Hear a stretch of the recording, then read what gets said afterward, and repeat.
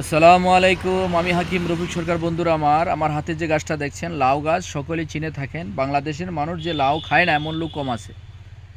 আমার দিনের নবী হযরত মুহাম্মদ সাল্লাল্লাহু আলাইহি সাল্লাম লাউ খুব পছন্দ করছেন। তার প্রিয় খাবার ছিলেন এই লাউ। কেউ বলে শীত লাউ, কেউ বলে চাল। এই লাউ এক এক দেশে এক ভাষা আপনি চিনে থাকেন। এই যে শীত লাউটা যে আছে রয়েছে, লাউটা আপনারা খেয়ে থাকেন, অনেক তরকারি হিসাবে অনেক উপকার পান, কিন্তু এটা ঔষধি গুণের ভিতরে প্রচুর পরিমাণ রয়েছে।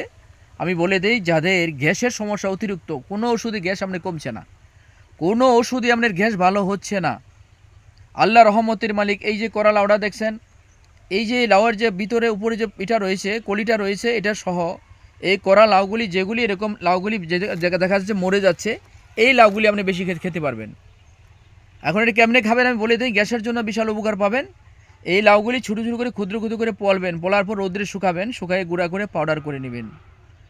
এই লাউয়ের পাউডার করার পরে এর সাথে 2-4টা দারচিনির গুঁড়া দিয়ে দিবেন, একটু সামান্য মধু দিবেন। যদি 1 চামচের কম হাফ চামচ করে প্রতিদিন খেতে পারেন, আপনি গ্যাসের কোনো ওষুধ বড়ি লাগবে না ইনশাল্লাহ। এত গুণ ক্ষমতার ভিতরে দিয়েছে আল্লাহ তাআলা, আপনি কল্পনাই করতে পারবেন না। 1 টাকার ওষুধ বড়ি আপনি লাগবে না, যদি এই লাউ, করা লাউ আপনি গুঁড়া করে পাউডার করে সেবন করতে পারেন। কোনো ওষুধ বড়িয়ে কাজ হচ্ছে না। অনেকের গ্যাস কয় কোনোভাবে গ্যাস আমার ভালো হচ্ছে না, অনেক দামি দামি ওষুধ খেয়েছেন, অনেক ওষুধ বড়ি ট্যাবলেট খেয়েছেন, অনেক ইঞ্জেকশন ব্যবহার করেছেন গ্যাসের জন্য।